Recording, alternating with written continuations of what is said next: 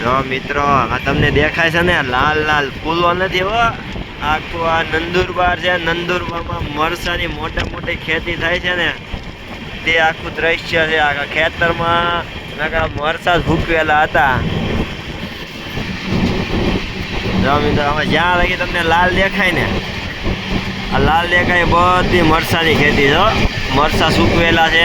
અહીંયા નંદુરબારમાં મોટું મરસાનું કામ છે. અહીંયા એક નંબરનું મરસું અને એક નંબર બધું મળે છે. એમ લાગે અહીંયા લાલ બગીચો હોય છે. બગીચો નથી, આખું આ મરસાના ખેતરો જ ભર્યા છે.